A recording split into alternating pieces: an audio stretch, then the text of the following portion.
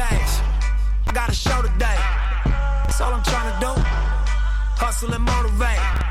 Choppers a throwaway. Hustle the overweight. That's why they follow me, They think I know the way. Hey. Ooh. Whoa, hey, hello. What's going on, everybody? It's your girl, 8 Hours of Soul Star. You're now tuned in to Hustle and Motivate, the podcast. And got my right-hand man with me right now, DJ Mr. Quickness. He is hooking it up over here. It's finally looking like something going on. Yeah, all right. Small steps. Just want to try the new We're bell. just coming back. I mean, you gotta figure it out. We gotta figure it out. What's up, y'all? What's up, world? How y'all doing?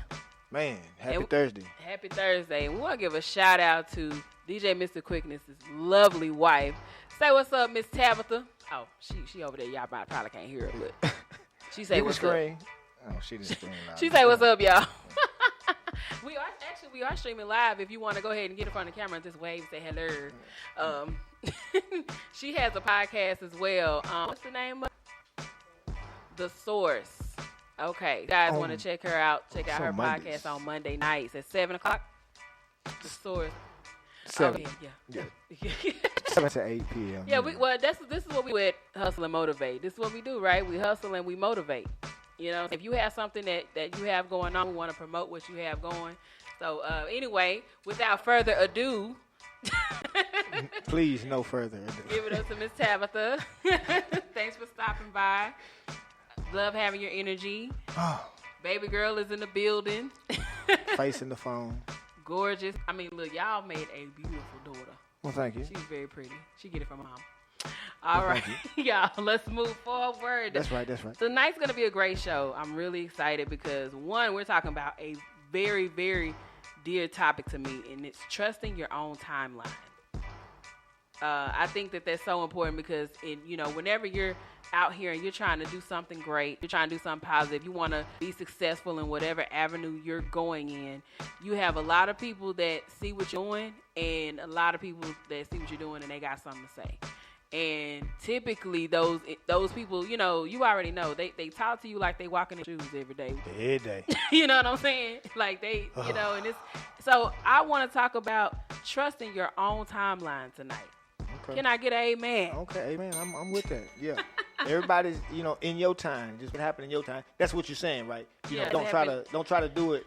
Yeah, based off of other people's expectations of you. There you go. You know what I'm saying? Okay. Like, it's your path. Everybody has their own path to walk. That's it. Okay. Can't nobody tell you where you're supposed to be right now. Right. There you go. You exactly where you're supposed to be right now. And as long as you believe that, everything will fall into place. But we'll get to that. Y'all know me, 8 Hours of Soul Star. I was trying to keep it light and on a high note, elevated. Meditation is something that's really important to me. So y'all know that I do put meditation in this show. We always have the meditation moment. So I just wanted to bless somebody. Even if, you don't do it, I'm pretty sure you'll have a respect for it. And then after a while, you realize you might have a need for that. So that's what we're here to do. Hustle and motivate. Yeah. And shout out to Nipsey. Man, like I feel like just naming this show Hustle and Motivate, I feel like, it keeps the marathon going. You know what I'm saying? I agree. It don't stop. I mean, I was really touched. All of us, most of us were really touched by this man and just his journey. You know what I'm saying? And just for him to be taken out like he was. Senseless. And it's a lot of stuff, that's a whole nother. Yeah, isn't it a whole nother show? We got a guest coming and everything. That's a whole nother show. We here all we'll mess around and be here all day. Man. So we are live from my living room. I'm so proud of this right now. The living room? We live from my living room. I'm so proud. Leave them dead in the living room. We're going to leave them dead in the living room. What song is that? That's Weezy Lil Wayne. Oh, okay. I knew it was somebody. Dead in the living room. Why on earth would we want them to be dead in the living room? Not in my living room. Okay. All right. Anyway, that's when you just super. That's when you got those woke people that's so woke they need to go back to sleep. Yeah. That's Charlamagne the God talks about those people all the time. Charlamagne. Shout out to Charlamagne, man. A handful. I really like to talk to Charlamagne though. I would too. I would love to talk. Right. I watch that show religiously. It's crazy. I'm all right. Well, I'm going to go ahead and get into our rundown. Tonight's topic, again, trusting your own timeline. I hope you guys are excited about that. As always, we will have your meditation moment, the entertainment news, hip hop history with DJ Mr. Quickness. You ready? You ready tonight for that hip hop? Yeah, I'm ready. You can get a bunch of good notes. I'm not ready. Go ahead. Okay. Go ahead. All right. It's all good. But we do have a break. Yeah. Before then, so maybe you find a few things. Oh yeah. I got it together. I know what I wanted to do. And I know I can put it up, but it won't be my own. You know what I'm saying? Yeah. I want to be able to make it my own, but I definitely delve on some things though. Absolutely. And then I'm a guest, so I know that topic will go long, so I didn't want to take up a bunch of time anyway. So. Okay, well, but the hip-hop history is very important to the show. It's very important to me. So, to me, I feel like you want at least 10 minutes, you got 10 minutes. I mean, that's what I need about 10 minutes. Yeah, sure. it's important. I mean, because it's got a lot of folks out here doing rap music, hip-hop, and, they always need to know where it comes from. Right, that's going to part of the be pioneers. Definitely and that's why I told you I want to add the motivational part of it, but just, get some people, hey, really just, to lift yourself up today type of, lift yourself up, because it's hard here. Yeah. This game is hard, and it's not. And that it is. Take somebody today, man. Only the strong gonna survive. I'm telling you. That's it. Yeah, and you think, and you're not as strong as you think you are until you reach that strength. Yeah. Real talk. Yeah, no, you're right though. So, that's why I'm glad we have this show. Yeah, so we're gonna bless somebody. Be a beacon. Yeah, absolutely. All right, and also, DJ Mr. Quickness, y'all, he is a DJ and he is real deal Holyfield. All right, shameless plug, but if y'all need a DJ, I might want to holler at them tight-eyed DJs. You know what I'm talking about? Y'all gonna hear those mixes on the show if you haven't already. Yeah. You're gonna be ready. You're gonna be ready to party. You're gonna be like, dang, it's just Thursday night. Yeah, that's what I said. I'm gonna start throwing back on Thursday, so we're gonna real talk. And I throwback is what I love to do. I don't have to throw it back, but I love to. That's my era. So I'm all for it. Yeah. I'm all for it. I mean, that's where all the good stuff is. Back in the day. For real. Yeah.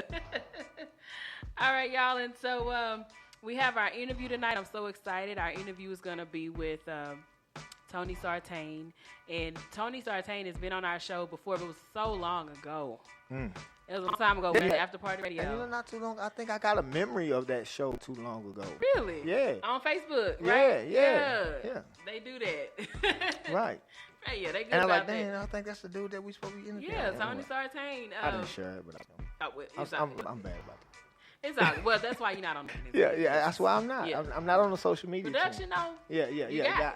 That's all you. I hooked the mic up, but that's about it. Yeah. Not a now another person. Not a now Put it nothing. down with the production. Anyway, y'all. So you definitely want to stick around for that interview that we have with Tony Sartain. He is an accomplished young brother from New Orleans. So he's originally from New Orleans, my home state of Louisiana, and he currently lives in Dallas. Of course, he's been in Dallas. I'll let him tell y'all how long he's been here and how long he's been doing what he's doing. But he's the editor-in-chief at Appear Magazine. I had a young lady. She's actually one of my. We're grooming each other to be each other's, backbone as far as this marketing thing. Okay. So, but Dr. Des, but she's also a personality, so she hosts. So she hosts events, and I think she has an event coming up. So I have to figure out what that event is and then tell y'all about it. But Des is really good people, and we've been, she and I have been talking about, just really trying different things. And so she really wanted to talk to someone who is not only in fashion but in the magazine industry. And so I'm trying to put that together, because for me it's like that's what it's about. It's about connecting people. That's why we have FYM Radio Connect, the Facebook group that I created, because I really want people to connect using that group. I mean, that's what you do with groups anyway on Facebook. Pretty much. So and that's just another group that is filled with very talented individuals, and we'll always be promoting, whoever has an event going up, or if they have shoes. Shout out to I'm tripping. Shout out to Cedric Brown. He came on the show. He came on the show. We used to do that when we mess up, stumble. So anyway, but he came on the show, and he's a producer, really, really down to earth brother, and he created these shoes called Laced, a brand of shoes called Laced, LAYC''D. Okay.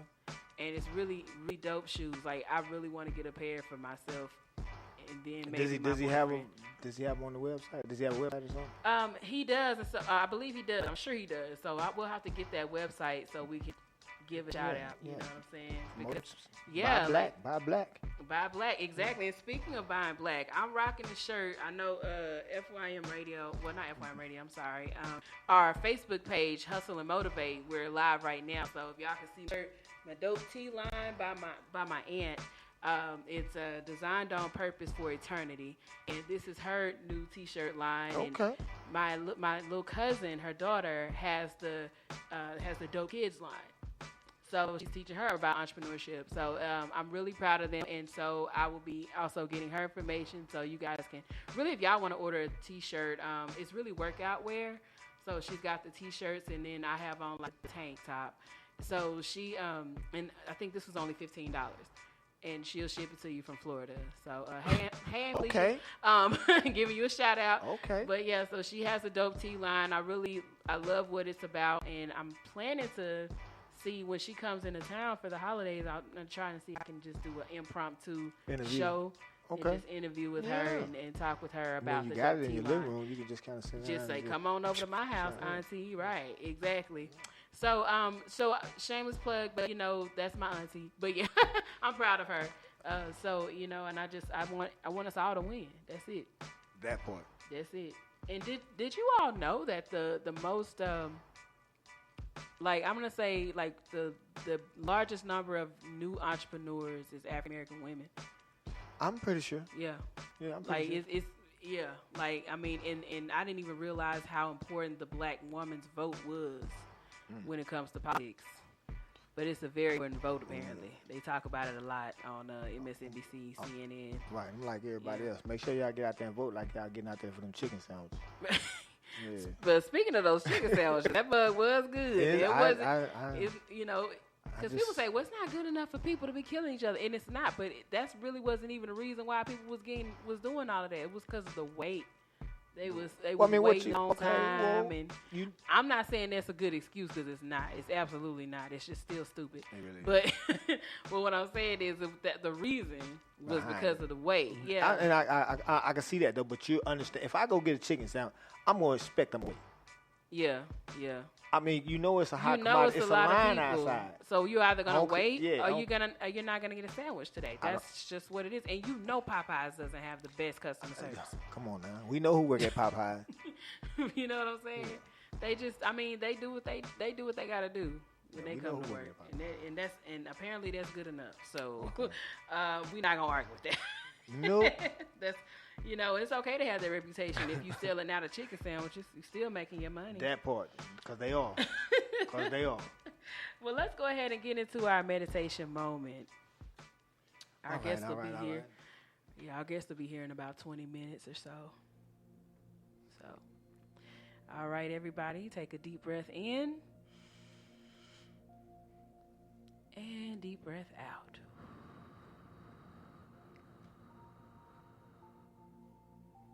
Positive energy in and negative energy out.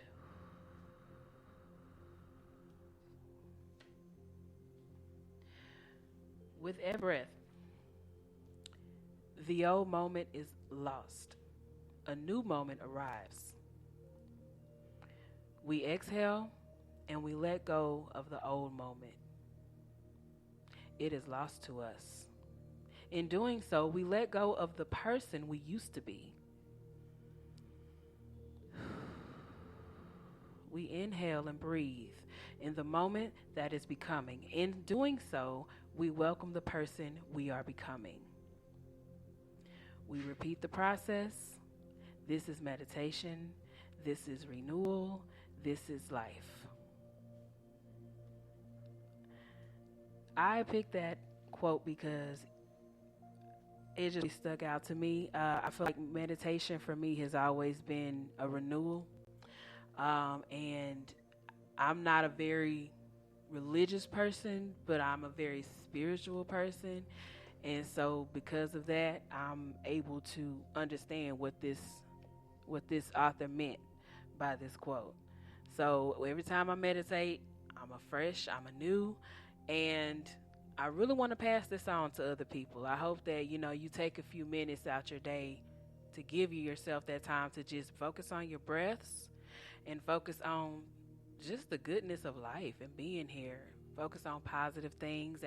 Positive affirmations is just my whole world. I get up in the morning and I'm telling myself all of these positive things. And it really makes a difference. And it helps you deal with all the chaos that life brings, because it's going to bring you chaos and you want to be centered. So that has been your meditation moment with ADOS the Soul Star, challenging you to vibrate higher, and as always, happy cleansing. Okay. All right. Okay. I feel renewed. I'm glad. And Yeah. we're back to the ruckus. Back to the ruckus. All right. Not Uncle Ruckus. Not uncle. No, No relation. relation. Hot diggity dog. All right, y'all. So that was the meditation moment. I love doing that. Doc D was talking about me recording that and then him putting it on the show. On the brass section? Brass section. Oh, okay. Yeah. I said- Adding a little flavor. Yeah. I said, hey, that's fine with me, because meditation is something that really you should That's a give good that idea. away, man. That's You a good should that's free. You know what I'm saying? Please have it. Yeah. Because I want you to be centered. Yeah, just to grab a hold to some positive energy. Yeah. Period. That's what Please, that's have what it. everybody missing. Mhm. It's so hard for people to be positive. I don't know. I don't get it either. It is hard. But it's hard. I mean, yeah. You even for me, run I into mean, people that just like, and I mean, we all have bad days. Yeah, I was and I'm gonna not say, talking yeah, about yeah, you that. have I'm to force talking it, about though. the folks that's always angry. Like, you don't have no good days. You don't have nothing to sing about. Like, Your Uncle Ruckus every day. so I don't know. Like, just for me, it's just, it's not that serious. You gang banging on breakfast? No. Like, in the words of Cat Williams. But nah, so meditation is good for the soul. Now let's move on to our entertainment news. Let's talk about it. A lot of stuff going on in entertainment. So, and I try not to talk about what everybody else is talking about. It's so hard because y'all know the media, all of these different media outlets, they report on the same stories. Right. Like if I watch Wendy Williams, she's talking about the same thing I heard Angela Yee talk about on the Breakfast Club this morning. Right. I mean, yeah. So, and I get it. Because it's what people are talking about. It's what makes the news. It's the hot topic. Yeah, it's the hot topic. Exactly. So, hey, it is what it is. And I definitely give my hot topic. Shout out to Wendy Williams. And just since we're in entertainment, we talk about entertainers. This is what we do. Nothing wrong with it. Plus, because everybody has an opinion about it, too. That's the other thing. The realest. Everyone has an opinion about I it. was going to say, you want to hear what I got to say now? So, shout out to Jermaine Dupri. Man, I just want to go ahead and give him a round of applause. Is mine? Okay. Oh, what happened to? Oh, I'm tripping. It's not even turned up. That might Might help. I'll give him one. Yeah, because anyway, I want to give him a so. All right, we'll Because we do have hands. Yeah. All right, so Jermaine Dupri partners with PETA to host Vegan Thanksgiving for Atlanta in Need. Real this story. So Jermaine Dupri and PETA will be kicking off Thanksgiving weekend by hosting a vegan Thanksgiving for Georgia families in need. The organization announced this on today. Now, this is going to be hosted in Atlanta's Westview neighborhood. The meal will feature a full holiday spread, including roast vegan turkey, stuffing, potatoes, mushroom gravy, and pumpkin pie. They have a tofurkey. A tofurkey roast. Like, what you call me? No. Will be given away during the event. Okay, he says, I've been vegan for over a decade, and for me, there's nothing better for feeling your best and knowing you're helping the planet and animals. And honestly, at the end of the day, I think this is cool because a lot of people are going vegan. So I think this is cool. I think this is cool though. Like honestly, like a lot of people are going vegan right now. You know what I'm saying? And I mean, I went to vegan and that food was good. I mean, and people are saying it's all right. You know what I'm saying? One of my partners just, posted on Instagram. He was whatever, some taco he got from, I guess, Taco Cabana or something. I don't know. Anyway, the not so meat taco or whatever, some kind of. And he was like, man, they finna make me stop eating meat. And I don't think that's ever gonna happen with me. But I mean, I'm just too picky. I don't know. Well, I don't know if I'm. The thing is, I do plan on cutting out a lot of meat. Just not eating meat. Why not eat it though?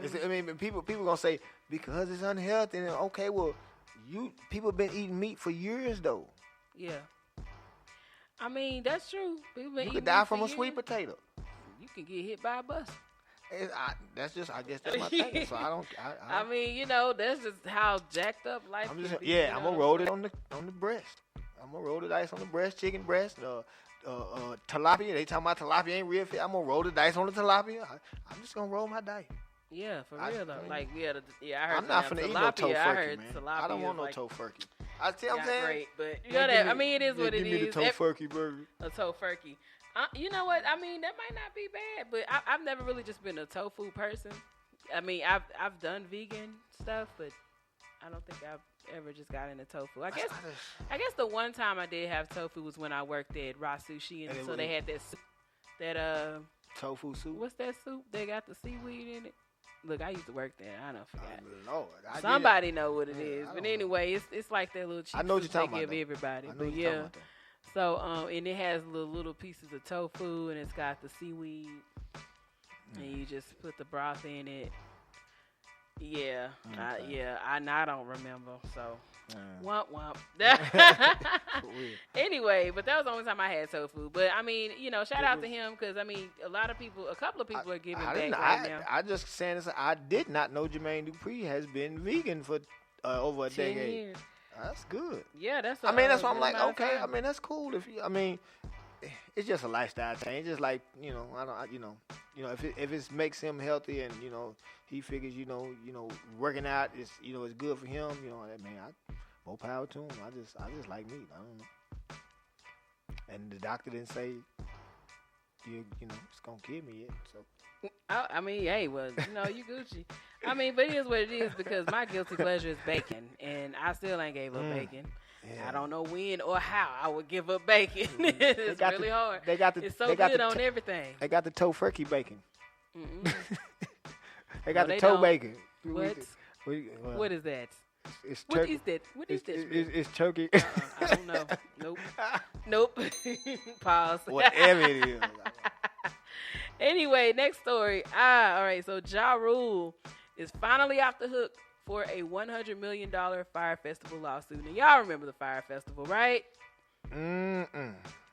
That never happened. Okay, that's what I was going to say. Okay, that never happened. Okay, I do remember. It's the same one we talking about the same one. Mm-hmm. Okay, I'm like, I thought they didn't do this or something. Okay. Yeah, so basically a judge last week dismissed the appeal of a $100 million class action lawsuit. Legal name is Jeffrey Atkins by Fire Festival attendees. So yeah, because the attendees, they were mad, they were hot, they spent so much money for that mess. And I mean, when they got there, those tents, I mean, it wasn't a beautiful beach like they said it was gonna be. Like it was just all bad. So I don't know. Like I feel bad. I felt bad for those folks. But then again, a lot of people are like, well, they're all rich, so why are you feeling bad for them? I'm like, but it's still their money. Like, man, I don't care. Like they, it's still their money, and nobody wants to get duped. Okay, it's just not right. It's not cool.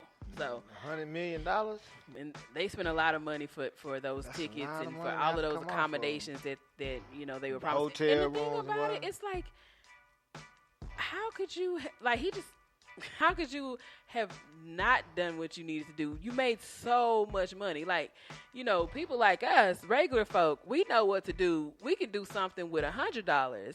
And we end up getting all of that money from those people buying tickets and, because they're pre-selling everything.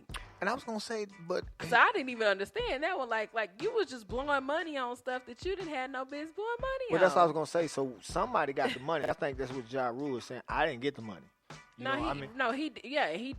And the guy who actually, what's his name, Billy McFarland, he's the one that got the time. And basically he was. I watched both of the documentaries. Did you watch those documentaries? I watched the one on Netflix and I watched the one on Hulu. Wow. And I can honestly say that I feel like I have a better understanding of what happened. So Billy McFarland, he's a young cat and he was able. He had a slick talk. You know what I'm saying? Like he can talk slick. And he got all these different investors, and what he was like, but he was terrible with money. He would be borrowing from these, take money from these investors and not paying these investors back because he wasn't doing what he needed to do with the money. Like the money was coming in, but he was spending money on like females and yacht parties and all this, just blowing it, just blowing it. Yeah, talking about promoting, and like, oh my gosh, it was just the worst. It could have been something really great. That's cold. They couldn't get the thing about it. They didn't even have the beach where they were going, because they were trying to get the permits for these different beach. Like that was something you should have had before you even said this is what we gonna do. There you go. Okay. So it's like it's just terrible business sense. And unfortunately, Ja was a part of it. He didn't know. Ja was literally just the face. I was gonna say, he was. He needs some money too. He was just the face of it. He was just trying to get some money. But like, I'm with y'all. What y'all suing me for? So he got duped in the end. He probably got a little upfront. Half. Yeah, he might got a little something. Well, I mean, how you get half your money up front, so he got some, but he didn't. Yeah.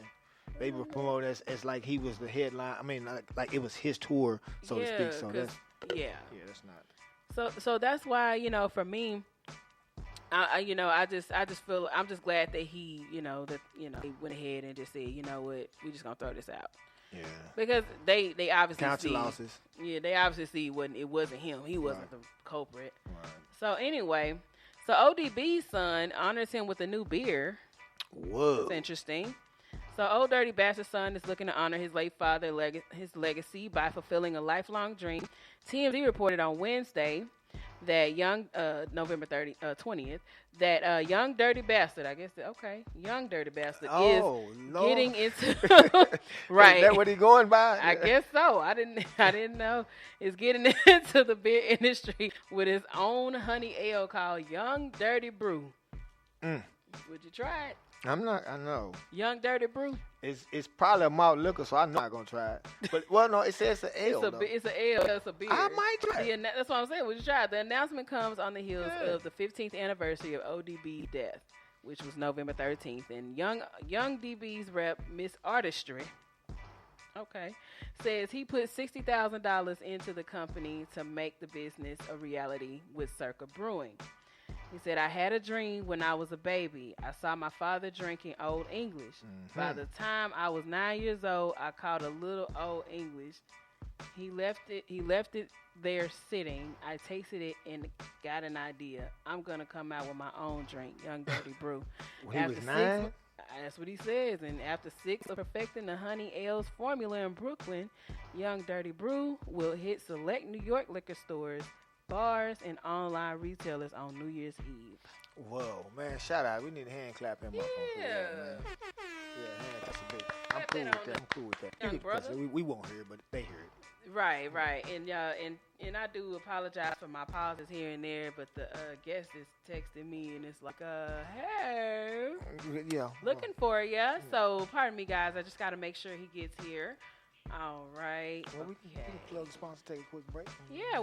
Let's go ahead and plug our sponsors, and then we'll take a super quick break. We kind of did some plugs already, if you really want to know. Right. But now we could totally be promoting your brand right now. What are you waiting for? Call FYM Digital for all your digital marketing needs. Now, amazing brands have teamed up to form one digital media powerhouse. Info at FYMradio.com, or hit me on my cell, taking it back to the 90s or early 2000s, 281-827-6937 for that free consultation.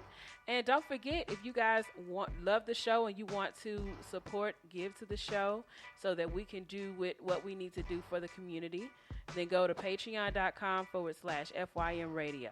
All right?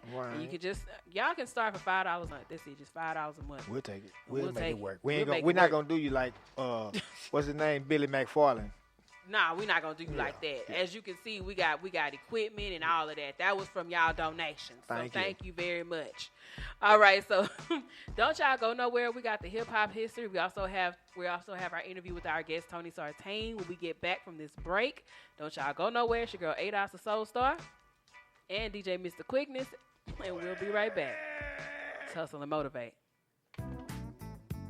It was a clear black night, a clear white moon, Warren G was on the streets trying to consume some skirts for the E, so I could get some phones rolling in my ride, chilling all alone. Just hit the east side of the LBC on a mission trying to find Mr. Warren G. Seen a car full of girls, ain't no need to tweak. All of you search know what's up with 213. So I hooked a left on 21 and Lewis, some brothers shooting dice. So I said, let's do this. I jumped out the ride and said, what's up? Some brothers pulled some gas, so I said, I'm stuck. Since these girls peeping me, I'm gonna glide and swerve. These looking so hard, they straight hit the curve. Want to bigger, better things than some horny tricks. I see my homie and some suckers all in his mix. I'm getting jacked, I'm breaking myself. I can't believe they taking Warren's wealth. They took my rings, they took my Rolex. I looked at the brother, said, damn, what's next? They got my homie hemmed up and they all around. Can't none of them see him if they going straight down for pound. They wanna come up real quick before they start to clown. I best pull out my strap and lay them busters down. They got guns to my head, I think I'm going down. I can't believe it's happening in my own town. If I had wings, I would fly, let me contemplate. I glance in the cut and I see my homie Nate. 16 in the clip and 1 in the hole. Nate Dogg is about to make some bodies turn cold. Now they dropping and yelling, it's a tad bit late. Nate Dogg and Warren G had to regulate.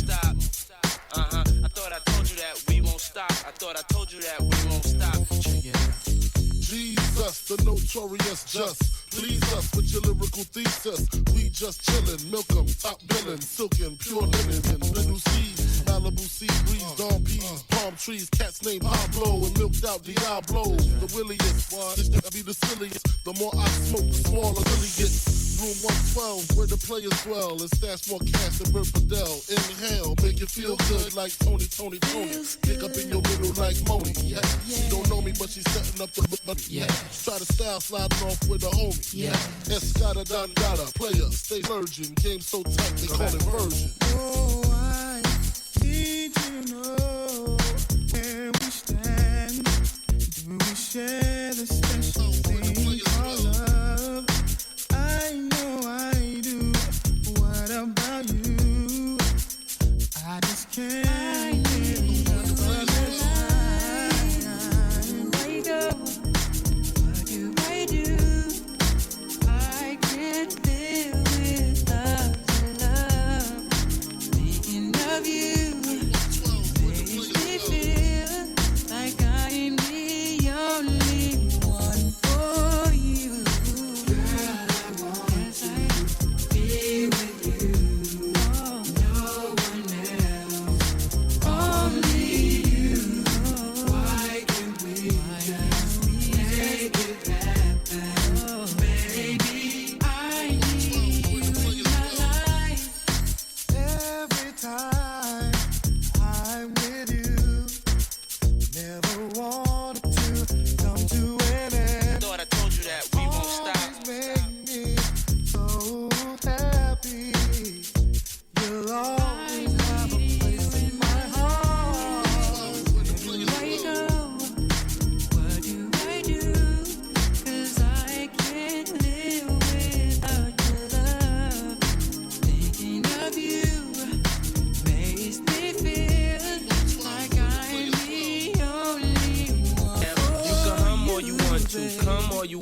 Money, I'ma front you. Girl, I wanna flaunt you. I'ma always want you when nobody wants you. If I die now, my love will still haunt you. Mace ain't the one that'll pay for your phone.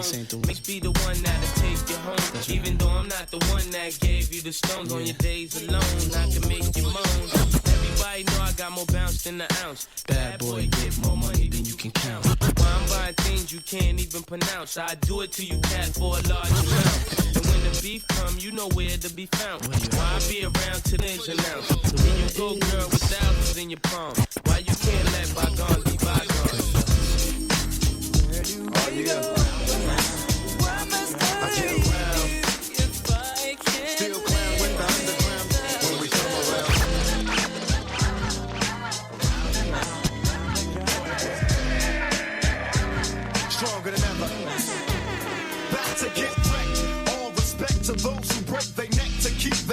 check, cause oh, they sweat up majorly. And I don't know why your girl keeps paging me. She tell me that she needs me, cries when she leaves me, and every time she sees me, she squeeze me. Lady, take it easy. Hate to sound sleazy, tease me. I don't even if it's that easy. Hey yo, plus, baby, got a problem saying bye-bye. Just another hazard, block. Your ass wide don't matter. My pockets got fatter. Now every looking.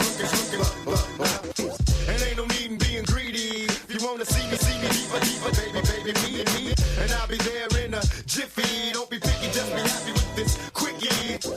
When you learn, you can't time it down, baby doll. Check it out. I get around. What you mean you don't know? Check it go. I get around. The underground just don't stop. Fuck. I get around. Still down with the underground clown. Around they go. I get around. Yeah. Hey yo, shot. Let them know. Now you can tell from my everyday fits, I ain't rich, so cease and desist with them tricks. I'm just another black man caught up in the mix, trying to make $1 out of 15 cents. Cause I'm a freak, don't mean that we get the shoots. Baby, I can say that you don't recognize me. I'm Shock G, the one who put the satin on your panties. Never knew I had to do shit.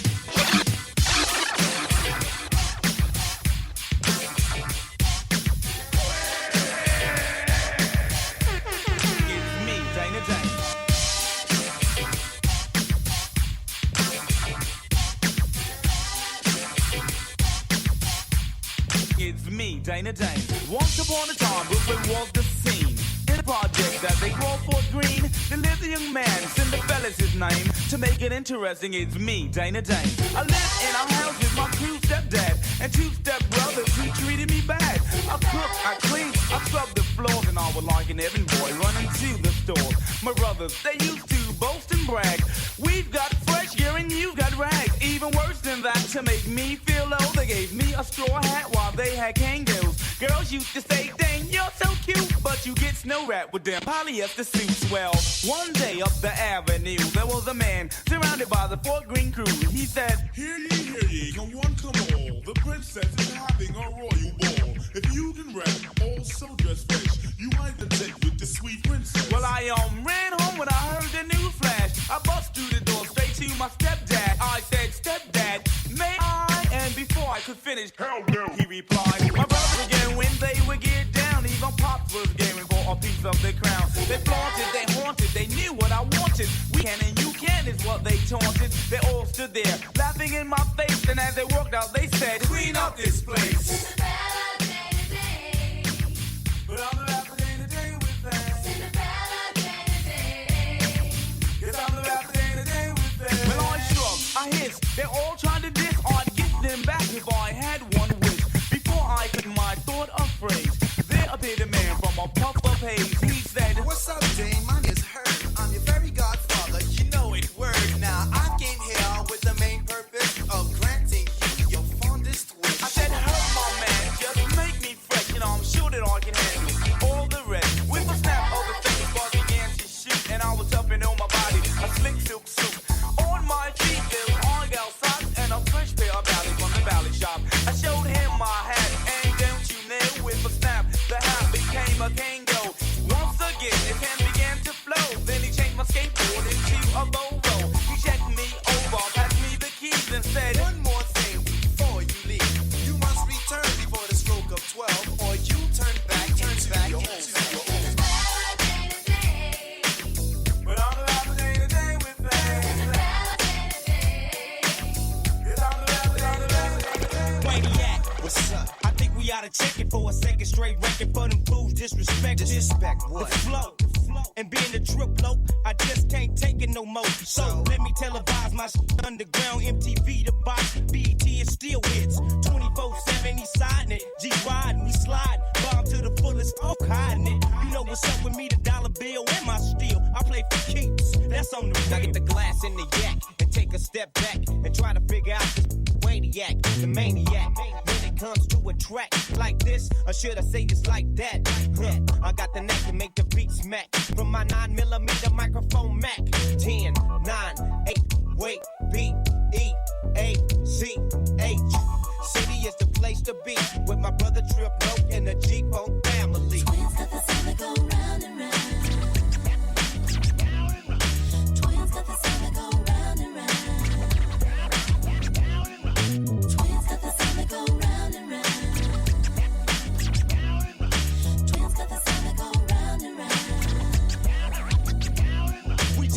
nothing. Straight up, it's finna hit the fan serious like that. Cause some ain't gon' understand. Anticipation got them all on this.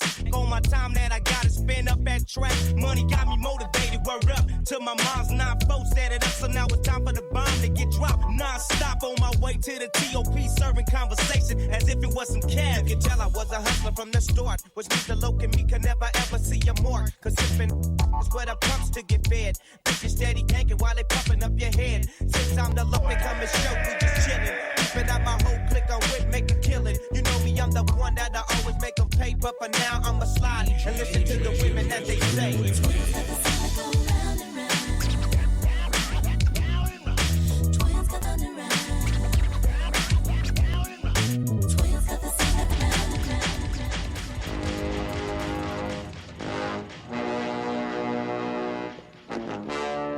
Okay. Looks like I missed something. Yeah, you did. I believe we are well under control.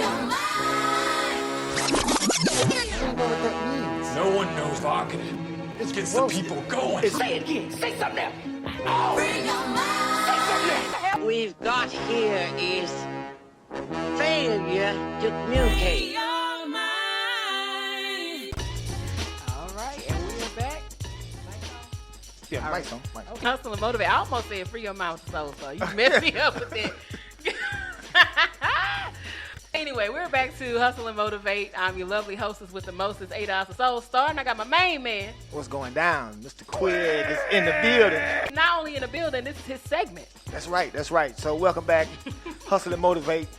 I'm going to give y'all a little hip-hop history today. Y'all know this is my segment since as Jay Schnell when all this happened. So. Right.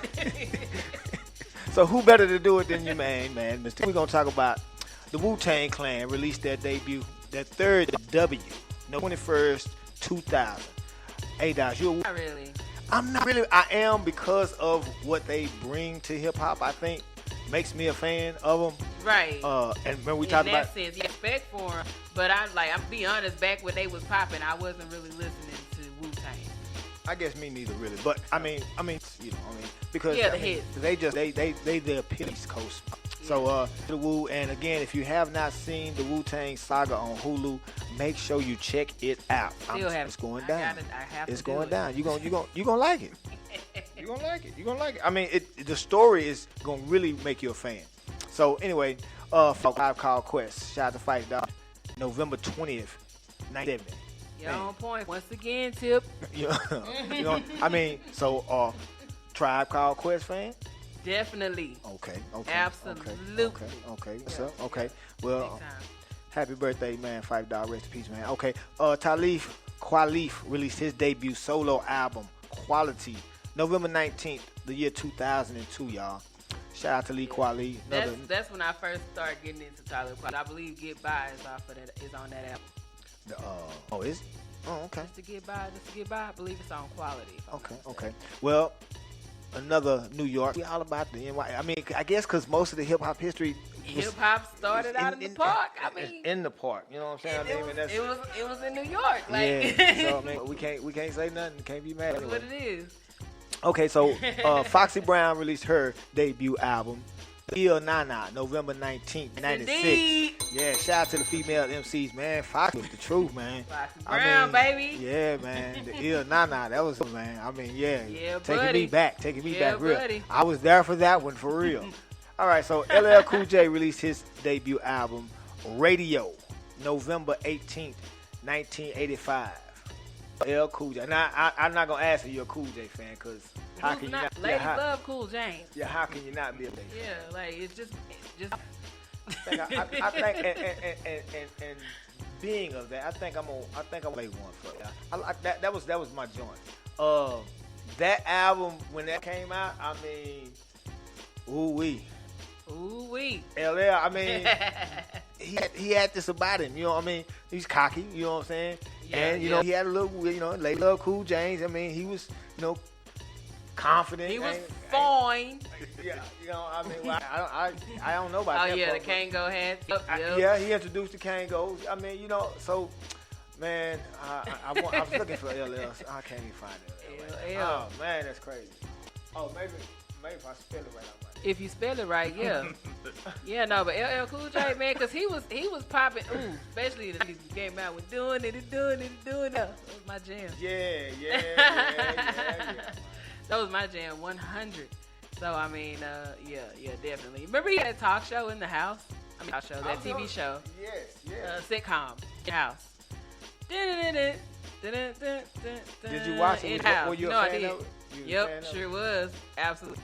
Well, I supported all black TV that came out back.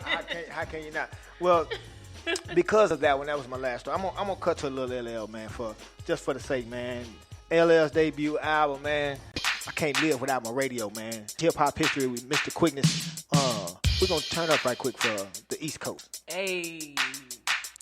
My radio, believe me, I like it loud. I'm the man with the box that can rock crowd. Walking down the street to the hardcore beat while my JVC vibrates the concrete. I'm sorry if you can't understand. I need a radio inside my hand. Don't mean to offend other citizens, but I kick my volume. That story is rough. My neighborhood is tough, but I still sport gold and I'm out to crush. My name is Cool J. I devastate the show, but I couldn't survive without my radio. Terrorizing my neighbors with a heavy bass. I keep the suckers in fear by the look on my face. My radio's bad from the boulevard. I'm a hip hop gangster and my name is Tar. Just stimulated by the beat. Bust out the rhyme. Get fresh batteries if it won't be mine. Cause I play every day, even on the subway. I would've got a summons, but I ran away. I'm the leader of the show, keeping you on the go. But I know I can't live without my radio. Already, I just want to throw back a little of that, you know what I'm saying? A little LL Cool J in the building. But again, LL Cool J was on Def Jam Records. That was going to be what I want to talk about, about the motion segment for this hip hop history for this week. We're going to talk about Def Jam Records. Now, everybody, if you was in hip hop back in then, you'd be on Def Jam Records. Yeah, definitely.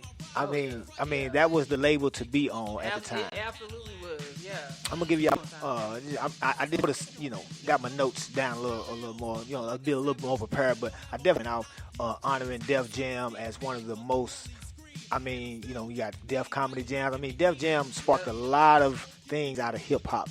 So Def Jam was co-founded by Rick Rubin in his dormitory in Westinghouse Hall at New York University. And its first release was a single by his punk rock group, Jose. Russell Simmons, everybody know who Russell Simmons is, later joined Rubin shortly after that.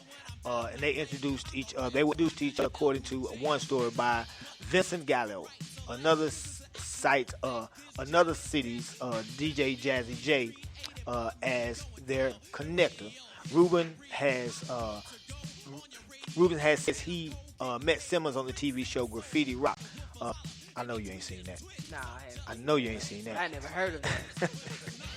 and I heard of Fraggle Rock. But but even Rubin says when he met them, he recognized Russell as the face of hip hop.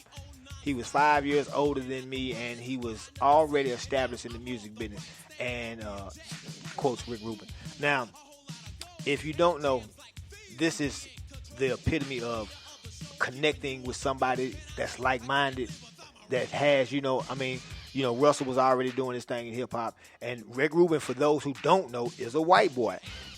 Yeah. For those of you who do not know, is a white boy.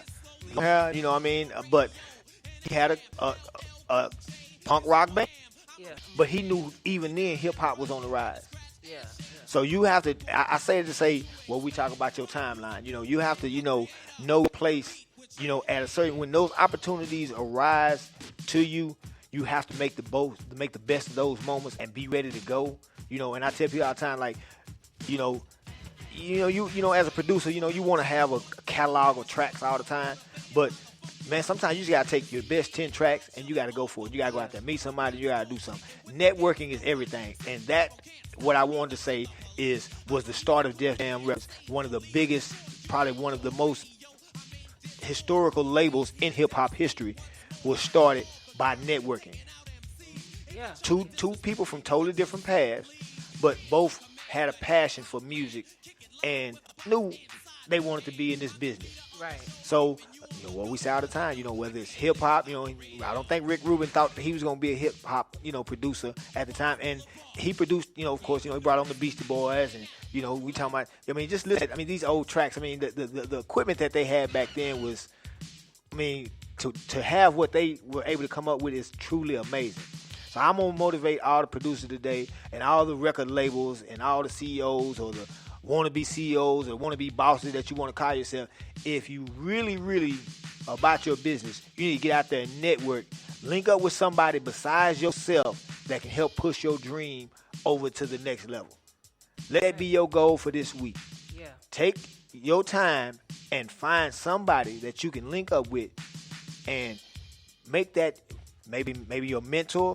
If they, began, these two guys wouldn't kind of on the same path. Neither one had really done anything at all. So, not that Rick, even said I recognize him as the face of hip hop. You don't even know, again, who's paying attention. Who's paying attention to you. Russell didn't think he was big at the time. But Rick Rubin saw something in him, man. I got to meet this guy, network with this guy. And he took Russell to a whole nother level. And I kind of knew as a white boy needed to have a black face. To kind of get into hip hop. I don't want to say it like that. That's just my opinion. Right, you gotta, you got to get in where you fit it. Yeah, exactly. So gotta do what you gotta do. People do it every day, all the time. So, I knew somebody. I knew an Indian guy Asian restaurant. He didn't want anybody to know he was Indian, so he always put all the black people in the front. So it is what it is. That's how. Well, you gotta do what you gotta do. That's what you gotta do, and that's what I want everybody to do. I want to motivate everybody this week. All you CEOs, all you bosses, get out there and network. And build your network. All right, this has been your moment in hip hop history with your man DJ Mr. Quickness. I'll holler at y'all next week. Well, we appreciate that, DJ Mr. Quickness. I appreciate y'all for having me. Yeah, I'm telling you, I got history on my show. This man's been DJing for how long? Ooh, I don't know. I don't even know. It's been 20 years? At least 20. At least 20 years. More, yeah, at least 20. So this is experience. You know what I'm saying? Like, I realize the value that I have on my show. So I appreciate that. Yeah, absolutely. And so if you got tuned in via Facebook Live on our page on Hustle and Motivate, then you probably see a gentleman sitting to my left. That gentleman is our guest for the night. So we're going to clap it on up for Tony Sartain. I didn't know. Yeah, so my bad. We just can't hear it. We can't hear it. All right. So Tony Sartain is in the building, y'all. And so, Tony, you came at a good time because before we get into your interview, we're going to break the ice a little bit. We're going to talk about our topic. Okay? And then we're going to get into your interview. So I'm really excited to talk to you because I've already prepped the listeners. I already let them know you've been on our show before, so your family coming. Yes, you coming to visit family. You know what I'm saying? So glad to have you back, bro. Yeah, I'm glad. Thank y'all for inviting me. Anytime you have something going on, we want to definitely promote it and support. Yeah, what you have going. So, because man, you come from good stock. You got good people around you. You know what I'm saying? You got some good people that I think are just really dope people. Like of course, I met you through KY. Kim. Yeah. And then, through Kim, I met you and I met S. Haynes. Yes. And you guys are, wow. Are y'all known as a dynamic duo or what's that? What's going on with that? Look, I know your interviews for later, but that's a question I had. No, a lot of people ask that. We definitely grew to have a good relationship. Yeah. Years, so that's my sister, my big sister. Yeah. Y'all have and I can tell y'all have a good relationship. Y'all have a good energy when y'all are around. And it's funny because people be like, "Is that your brother?" And they're like, "Nah, we're not even related." But I guess when you're around somebody for so long, you start looking like them. Yep, that's what they say. That's what they say. Well, let's go ahead and get into our topic, and then we'll get into your interview. Okay. So, all right, y'all. So tonight's topic is trusting your own timeline. I think this is a good topic for you. Yeah, speaking of, yeah. And this is what we do here at Hustle and Motivate, man. We are definitely here. We some hustlers, and we here to motivate. And that's just what it is. The marathon continues. We are going to change the world positively. Most definitely. Yeah.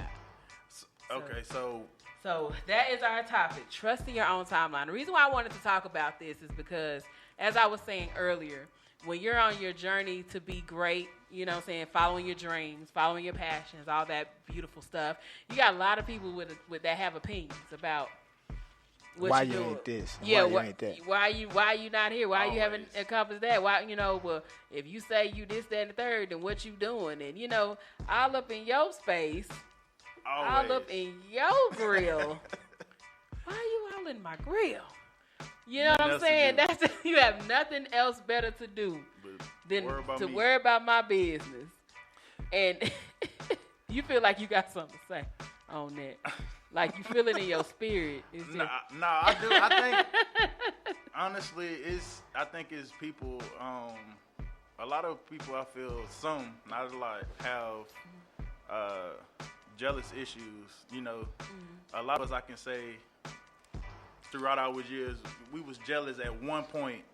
Because I know for a long period of time I said I wasn't never jealous. I wasn't never jealous of a person, but if I see someone that's around me that's striving and I'm still in a position, where I feel stuck, I'm gonna be like, man, like he or she out here doing it and I'm still out here, so I'm gonna have that. But I'm gonna continue to grind until I get to where I need to be at. Absolutely. But yeah, you never stop. Never stop. I mean, and it can get to you. It really can get to you, and that's why I wanted to talk about this tonight, because I want to motivate people to keep going. All of you entrepreneurs out there that's like, what your vision is. You know what your purpose is. You already figured it out. You're not sitting on the fence, and you have a plan. And even if you don't have all of the parts to the plan put together, the mere fact that you're on this path, you are right where you need to be. Exactly. And you can't let anybody, because those people on the outside, they not in your house, they not paying your bills, they're not doing anything for you. Yeah. Barely supporting you, probably. Right. Barely share what you put on Facebook or social media. They barely want to hit the like button. You know what I'm saying? Barely. So, you can't worry about those folk. What you do know is when they hit you up, and they want to be talking about what you're doing and what you're not doing, you do know they're watching you. Exactly. Yeah, My life, your entertainment. Yeah, it's that one. Yeah, that man. Just this year alone, I lost a lot of close people that I thought was close to me, just with experiences and just being in the fashion industry now, going on 5 years. Yeah. It taught me a lot, because I was coming in the game just thinking it's going to be easy. Well, I knew it wasn't going to be that easy, but I thought, it wasn't going to be as much drama and, man, like, you know what I'm saying? I don't even want to use the word drama, but I can only imagine. I was going to say. Fashion, because I'm thinking a lot of females. And I'm thinking like a lot of gay males, and I'm thinking just a lot of like tensions running high, attitudes popping off. Like, I don't know. That's just what I think. Just me on the outside. Yeah, it is. It is. No, it is definitely. It's definitely. And it's, it's mostly people that have been in the game and supposed to be mentoring. The divas, they become divas. Yeah, you get a lot of divas. There you go. That's the word. And when they see that you striving, then that's it. So, man. They trying to take, if they see you doing well. Oh, see you doing well. Speaking on your name. I don't know if you guys. I know I follow you. I posted a couple on my Facebook because it's like people, they just push a button. They know how to push a button, but when it's dealing with work, like it's a boundary, especially when we're not even close or don't even communicate on a daily basis. It shouldn't be no need for you to speak negative about somebody you don't even know or know what they're doing. You only see posts or you know what I'm saying, like right. So yeah, because and really, what can you tell from social media, like about a person, what they're really doing, what they really got going on? I mean, nothing. Some people think that, but some people think that is what people's truth. I put out there. Right, but some people take that as people's truths. Because it is some people's truth. Right. But the problem is you run into is assuming that's everybody's truth. You know what I'm saying? Because there's a lot of us out there that we've been on social media. We not new to this. You know what I'm saying? And so we've already developed this maturity, I would say, when it comes to social media. Like the stuff we're putting on there, we putting business stuff on there. You know what I'm saying? We're not really putting a whole lot of personal. The personal we do put on is because, okay, I decided to let you see this. Boom, boom, there it is. Yeah. But it's not anything beyond that. But, you know, you got a lot of people that take social media and stuff really serious. And, yeah. That's a whole nother. Yeah, that's a whole nother show. Man. A whole nother day, week, month. Right. So, and I really want to get to your interview. So, what I want to just go ahead and say on this topic overall is that trust and believe in yourself, and don't listen to people that have something to say, but they're not contributing in any other way. They're not praying for you. They're not praying with you. They're not offering you any type of substance other than picking you apart and trying to figure you out and be all in your head. Like, nah, we ain't got time for that. Yeah, that's the truth. That's fact. Yeah, we moving forward. So stay motivated, stay empowered to do what it is you know you're here to do. That's it. And like Quick said, I'm gonna piggyback on that. You know, connect with people. That's what it's about. I don't know how people think they're gonna be all these great things and do everything by themselves. I always tell people, have you ever watched the movie? Yeah. Do you see I mean, I know everybody gets up when the credits start roll, but do you know the credits probably roll for a good 5-10 minutes, and they rolling pretty fast. And it's just so many people. Yeah. You can't move it by if you saw the Dolomite movie. You see how Dolomite had to get out there. Like, well, we ain't got no electricity. Yeah. Did you see Dolomite? The Dolomite movie? I haven't. My Name is Dolomite on Netflix. Nah, I'm gonna have to go check it out. Oh, it's so good. Eddie Murphy? Oh, it's so good. I definitely have to go check it out. I'm not even a movie person, but that was good. It's good. It's wild, but it's well written and it's good. Yeah. Okay. Hold on. Do you know who Dolomite is? Let's start off of that.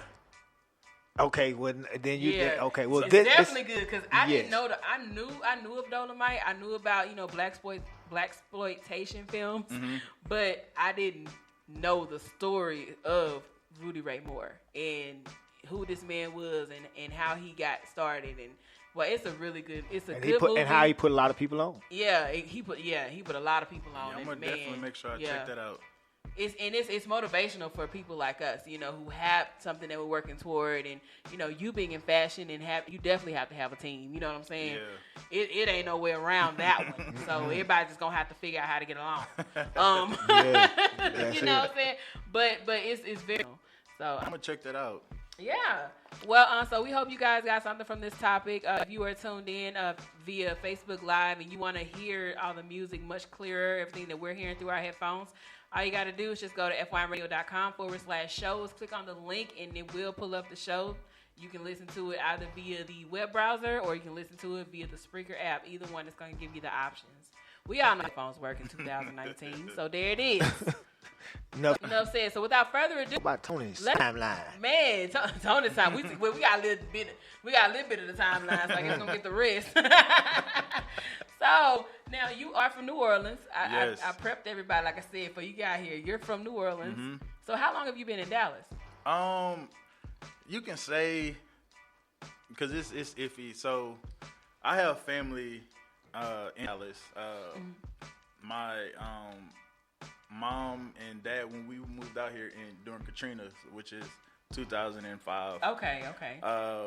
So I was out here since Katrina, but I moved back my junior year in high school and graduated in New Orleans, and then did like community college out there for a little bit, and moved back. I want to say 2013.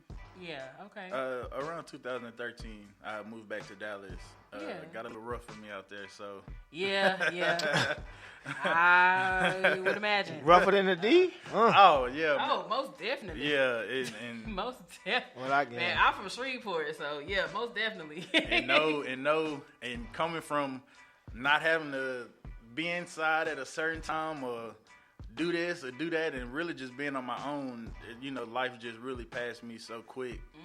Just the experience, and that's why I tell a lot of young kids, like, enjoy, because when it's true when you say, when you be like you want to get out the mama and daddy house and leave, and you on your own and them bills hit and other things, then you're gonna be like, yeah, I'm ready to come back. But I think with me, I I wanted to show my parents because I begged them to move back because they didn't want me to, just because of how everything was out there at the time. Yeah. I didn't want to show them that I needed them. So as I was going through, I didn't tell them when I needed money. You know, I had my little moments where I had to beg for some money to get on the bus. You know, I had my little times, but that's all my testimony, and I'm thankful. And yeah, I'm grateful. Came a long way. Yeah, definitely came a long way. So moved back to Dallas, and I'm here now. Got your life back on track. Definitely. You know what I'm saying? That's good. So what have you done recently? Now I did see that you had a Halloween. Was it a throwback event? Yeah, the '90s. Back to the '90s. Yeah, how did that go? It was dope. It was dope. I wanted to go, but my boyfriend had an event. He was performing that same night. Oh, okay. I definitely had plans to come too. And then when I saw the date, I was like, dang it! Yeah, and back to the '90s. I would have loved to be there, man. Right. Yeah, it was real dope. That was my first event doing something like that, because I back maybe about 2 years ago, I wanted to present an event, and it was gonna be called like Adidas Everything, like a theme which you dress up kind of back in the day, and you come and you just enjoy music and eat and stuff like that. So that one didn't fall through. So I was like, let me do this back to the '90s. Yeah. So everything came together: the vendors, the DJ, the food, the performers. So I was like, man, for my first event, as far as with that, I was very happy about it and the outcome. It was a great event. Awesome. Ready for your next one? Yeah. Ready for that next one? No. I am taking a break. I tell people, man, Ooh, it's a lot. It is a lot. Yeah. I am taking a break. I'm not even rushing. I told my wife, I was like, after this, we not doing nothing. It's stressful. It's very especially because I'm working too. So it's like it's not where I want to be. So trying to work and maintain the event, and then on top of that, I don't know what I was thinking in the process. My brain just be running with ideas. So I was doing that event on top of I had a charity event that I did, a benefit concert at my church. Mm-hmm. So I was working on that on top of the '90s event. So in the same month. Yeah, okay, yeah, you had a lot going on. So yeah, you're not in any hurry to get back to that. At all. Yeah. Well, like, it'll be there when I get back to that. You know. and I always say though, I always tell people, but that's just a taste of what Stardom gonna be like though, what it's gonna be like. You know what I'm saying? Like, right. Yeah, I mean that's the real talk. Like, okay, back to back, get off the plane, get back to here, gotta get off the plane, go here, leave here for be here for a few hours, gotta jump back on the plane, go back across the country. That's just a glimpse of it, man. That's so true. And that's what I tell people. I be like, because at one time it was when I was at the time working with SDOT, and we was traveling. That's how we felt, because it was like we go here, do this show, then come back to Dallas, got another event or a show to do. So yeah, at one point y'all was like, bow. Like I was seeing it on social media, because I follow both of y'all. I follow all of y'all. So yeah, I was like, okay, yeah. At one point y'all was, because I know she did New York Fashion Week a few times, right? Yeah. And that alone that's work alone. Yeah. Because you're not in your environment, so it's like, you can't just, like if you in Dallas, you kind of know if this don't fall through, I can hit up such and such, but in another state, if it don't come through, it's just like, well, what we gonna do? We gotta roll with it. So. Yeah. We got the wrong shoes, man. We got the wrong shoes. Yeah, can't go borrow from nobody. Wow. You absolutely right. That's gotta be tough. Yeah. So now let's get back into, let's talk about the magazine. So Appear Magazine, give us the background on that. So Appear Magazine came out in 2017. That's when I did my first issue. And it's an editorial spread. I started off digital, and then eventually moved to, once I found a good company to work with, the print company, and then I switched over to the spread.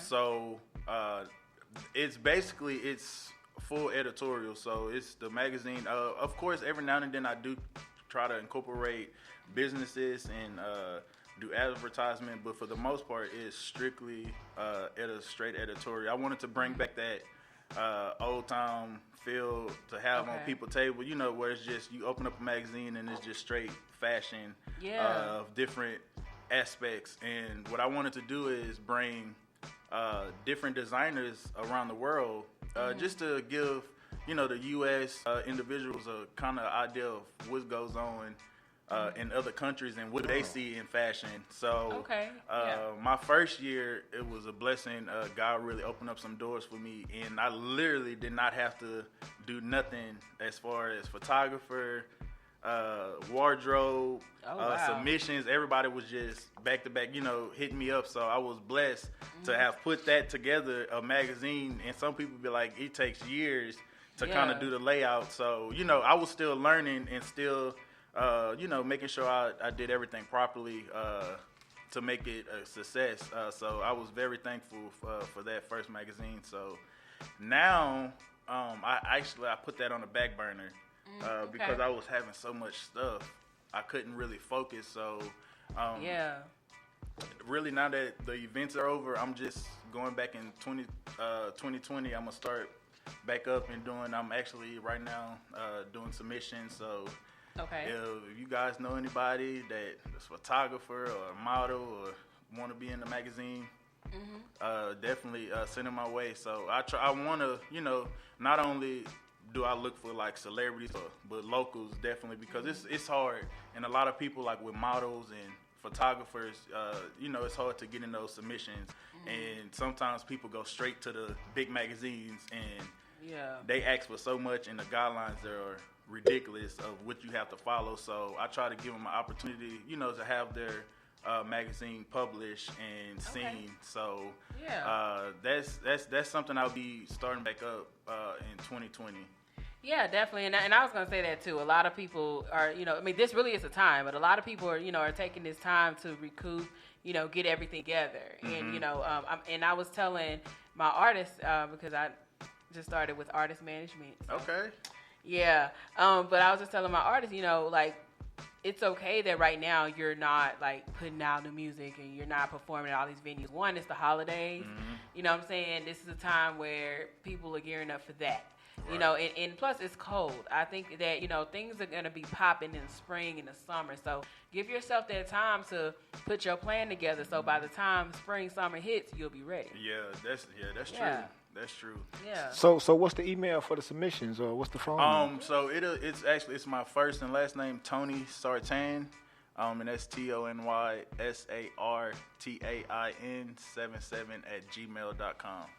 Okay. Yeah, I know a couple of models actually. So you know, and then I'll send more information as far as the guidelines, the submission guidelines.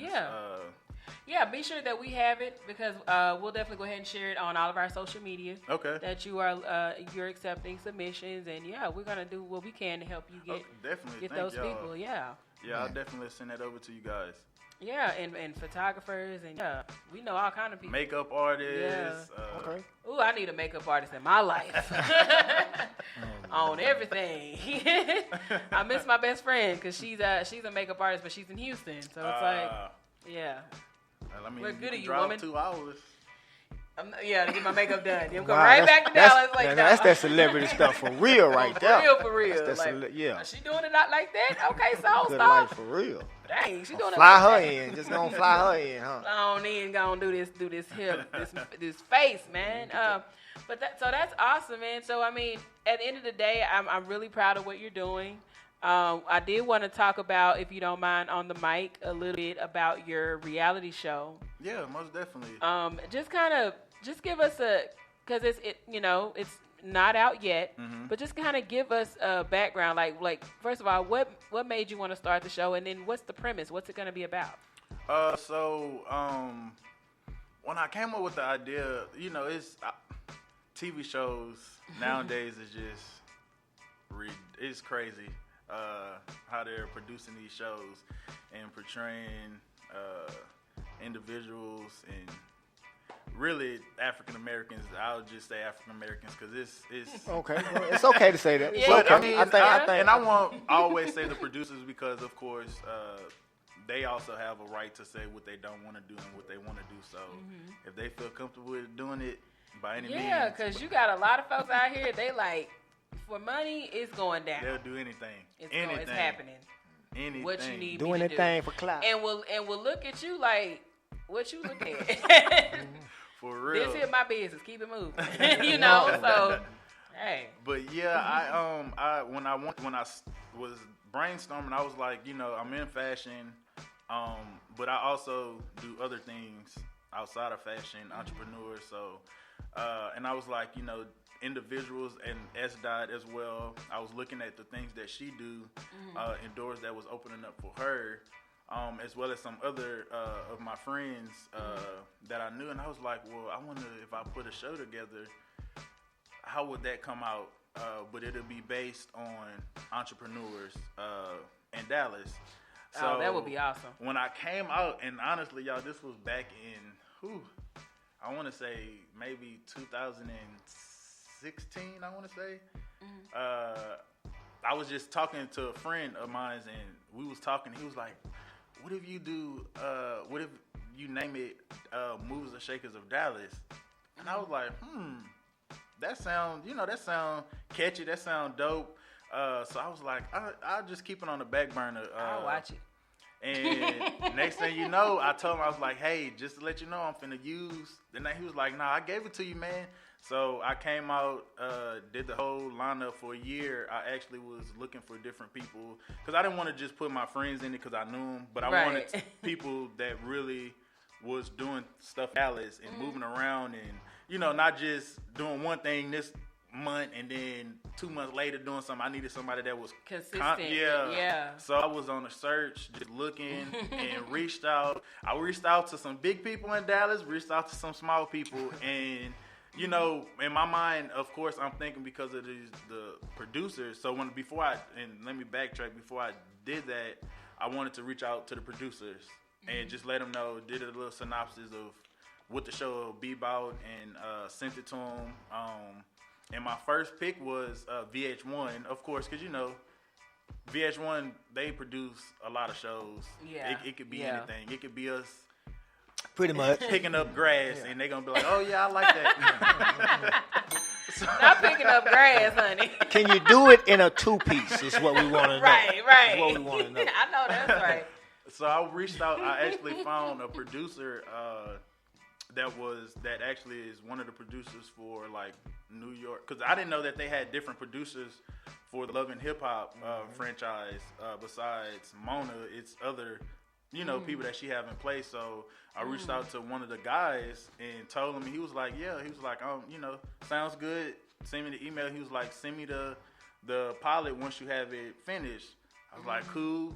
Reached out, because I was like, well, if that don't work out, let me contact somebody else. So I contacted another lady who just was starting a network in California. It was a smaller platform, but it will be shown on, I guess, like their LA local channels. And I was like, well, I want it to be at least where people can see it in Dallas as well. So, and she was telling me that she was finna expand international. So I did that with her. So reached out to her, and then another, like a fashion network that's international, and they was interested. So once I got them, I just reached out to all the cast and sent them a little email and professional email, just seeing if they're interested and seeing what's going on and stuff like that. So did the kind of the interview process, and once I was finished with that, I kind of just did the contracts, and next thing you know, we was ready to start filming. Yeah. So the filming, now with the filming, I did do, because I was starting to, one of the productions I work with, man, definitely take your time. Don't rush. Do not rush when you're planning anything. Even if it's good, if somebody's saying they're gonna give you $1,000, as soon as you send it, take your time, rush, pray, and let God just got you. I didn't do that because I was so anxious and excited that everything to me seemed like it was just. We've been there. It was going nice. Just so excited. Yeah. And I was like, yes, it's going good, and worked with the first production, her company, and thought it was A1. We had a couple of meetings, met her team, did the budget, did everything, and one little instance that happened, I you know, like I said, I'm human. Financially, I couldn't pay that budget at that time. So, you know, I reached out. I wasn't unprofessional or anything. I told her, and she didn't like it. So she went on and was like, no, that's not what's in the contract, and we didn't promise this. And mind you, instead of me, I didn't take it to like a lawyer, but luckily, Esdot, she's familiar with contracts because she used to do contracts. Okay. So I was like, let me hit up SDOT because at this time she was talking about suing me. Oh wow. Yeah, bring me to court. And I'm like, what? I'm like, I can't go to court. I'm too young. I'm Right. like, I can't do this. I don't even know where to start. I don't know. I wouldn't know what to do. So I was panicking. My wife was like, just calm down, and we'll have to probably send it to a lawyer for them to look over it. So when SDOT looked over it, she was like, she said, this contract, first of all, this contract is bootleg. She was like, this is not even a real contract. And then she was reading the guidelines, and when she finally read everything and made everything come back to light, I was like, you know what, that do make sense. So basically, if she did brought me to court, I would only have to pay her $200. Okay. So, wow. So yeah, not as bad as you thought. Yeah, but it's just the principle. Point of, it's the point of like, man, like, you know, people, and honestly, and I don't like talking about people. Honestly, I think that she was on some type of substance. Oh. And that's what that money was gonna go towards. Well, that's and that's she couldn't get her fix, so her next thing was bringing me to court. Yeah. Like real. She was gonna wait a long time for that fix. She must not have been too addict. Right. It's gonna take months to go to court. She like she think about it, man. But you know, a lot of people be hollering out, you know what I'm saying, you in court, I'm suing you, and this, that, and that. A lot of folks really don't even know anything about, you know, bringing a the lawsuit. law. They don't, you know, they know a little bit, and then they bluff the rest of the way. Right. A lot of times. So that's why it is really good to know, to read the contract before you sign it, to know what it is, you know what I'm saying? Because, you know what I'm saying, you be informed. You know what I'm saying? Because there's a lot of folks out here, they really not informed. And, you know, so yeah. But so is the reality show a reality yet? So it's still in the making. So before we came on air, we was talking about it. So what happened was another hump came, and once again, a lesson learned. Being anxious, I rushed into with the photographer who was gonna be doing the filming. You know, we was actually, probably would have been picked up by now. But what happened was the film guy, for some reason, he just disappeared out of nowhere. I finished my last film, sent it to him, and was like, hey, you know, let me know, because I don't want to say, because some people probably, if I say the name, they'll know who it is, so I don't want to say his name. you tell me on the show. I know. But, you know, he works with a celebrity, like he does celebrity photography. You're right. Yeah. Okay. So, you know, I understood, like, he had other schedules. But when I'm paying you, I'm part, like, I need to be in there on the, like, you know what I'm saying? Because I'm paying you my money. And that's what we had understanding. Now, I didn't do a contract. It's because, like, we talk, he young, we probably about the same age. Like, you know what I'm saying? I was like, I understand where you going. You trying to come up. I'm trying to come up. Like, let's work together. Let's collab. Let's network. And I don't know if he really needed the funds or what, but yeah, he really he couldn't deliver. He took in that, and that's what I'm thinking. I'm like, I don't think that he said yes at first because it sounded good, and that's why too much for him. I really don't tell him the networks because I don't want to hype them up, because I really do need them to focus, because I don't need this to be any type of editing. Like, I really need it to be professional, where when the producers look at it, like, you know what I'm saying, they're like, okay, yeah, we know that they're not playing. So I don't think that he was capable of doing that type of editing for a reality show. And instead of him just being honest, he said yes, and we went through months, almost probably a whole month of fuming, and he just disappeared. No phone call. Like the last time I texted him and I told him, I was like, hey, how everything going with the editing? Like when you'll be finished? He was like, oh, I'm getting in town. I'll send it the end of the week. End of the week come. No text, no call, no emails, and I'm blowing them up, and I'm like, the other side of me really just want to go find this dude. And I was gonna say see, I'm so. And I'm like, you know, I didn't want to get there because I know my anger would have took, you know, and I didn't want to do something because I'm serious about this. So now you messing with, for one, you messing with my money. And then you messing with my business, right? And my professionalism, because at this point, like I'm keep telling the producer that I'm sending this at this time, and then this time come, it ain't nothing. So now, you know, in their eyes, they probably like, oh no, we don't want to work with nobody. Right. Mm-hmm. So I was real mad. I even was on his Instagram, just hey, like, you know, I could have easily blasted him and put him on spot, which I should have did, but I didn't.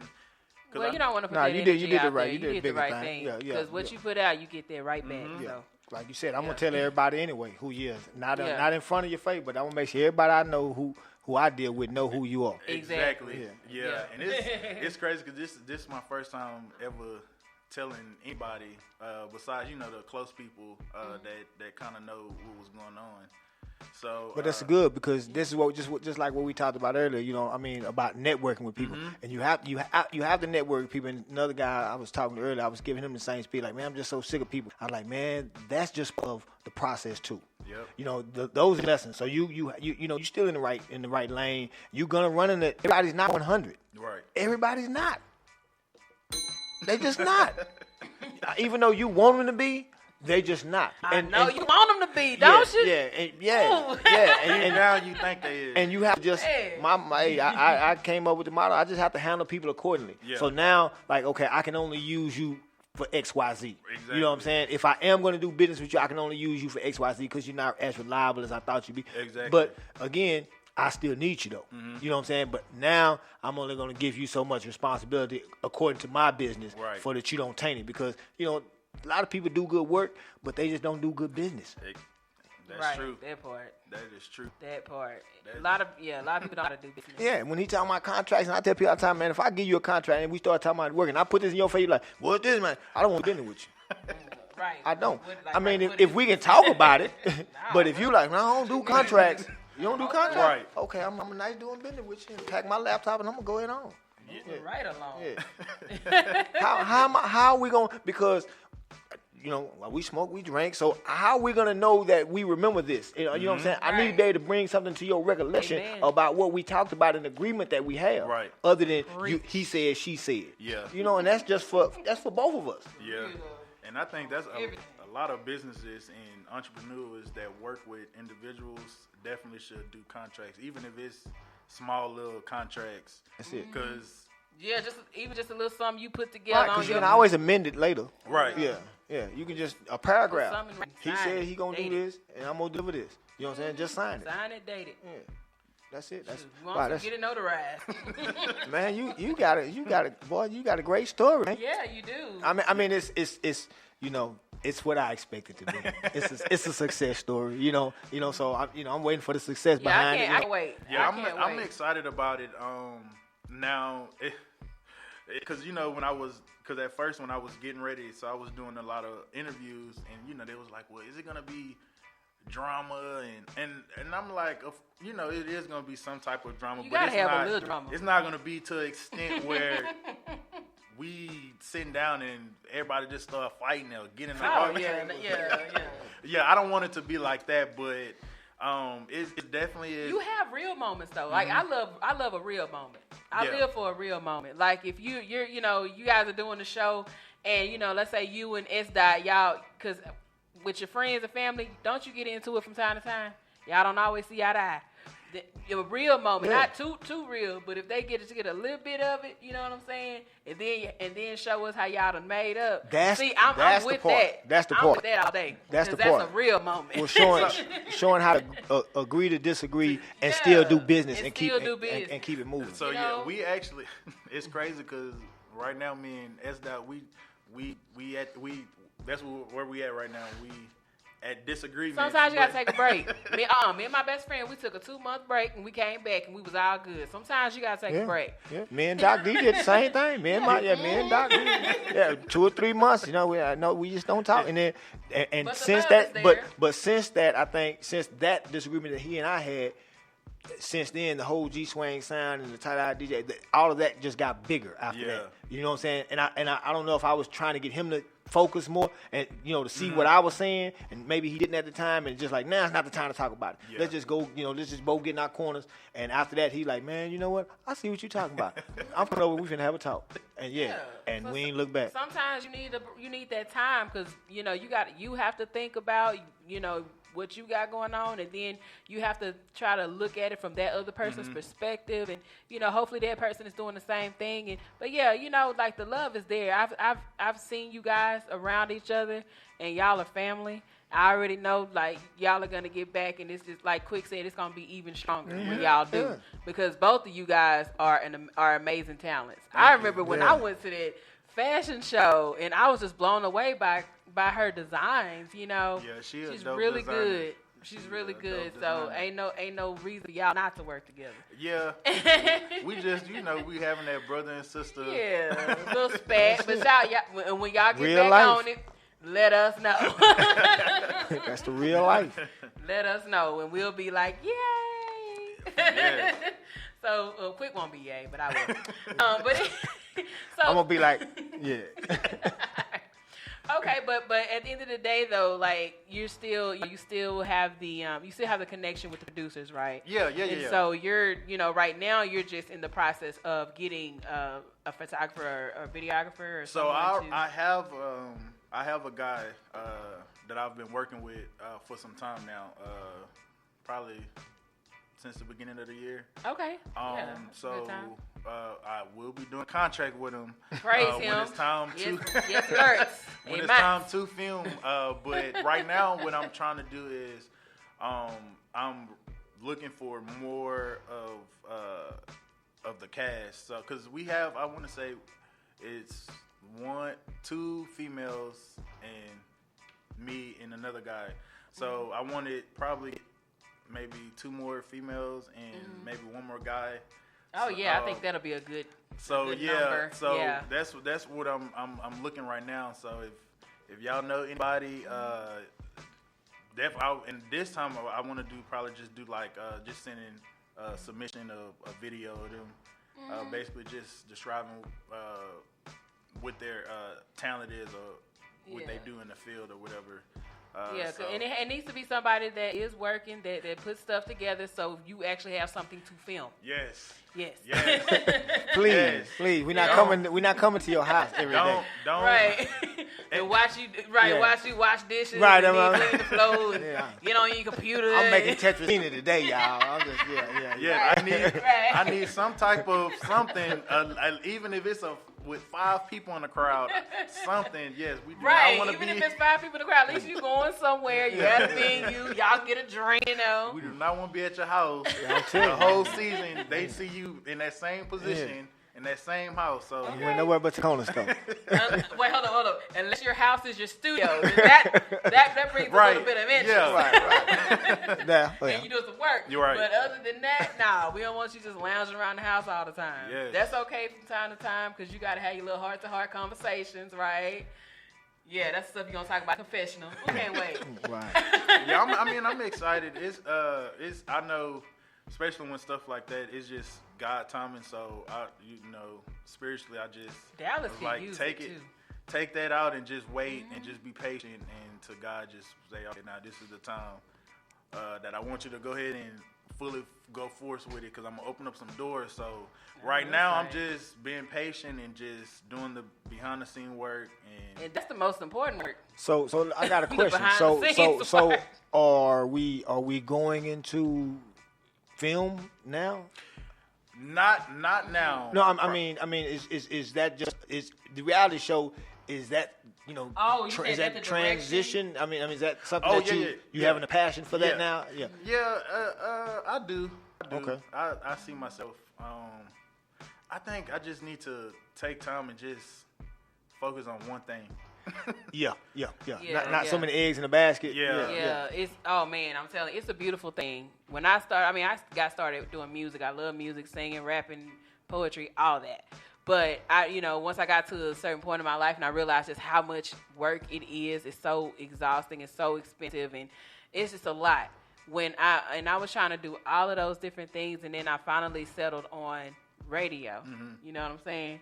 And I can still do those things, and I still will get out there and do an open mic and do, I still do it here and there, just to keep it fresh. But at the same time, that's not like I have my main focus right now, and that's radio. That's telling people stories. That's journalism. That's media. That's marketing. Like I got my degree in communication, so that's what I love to do. Right.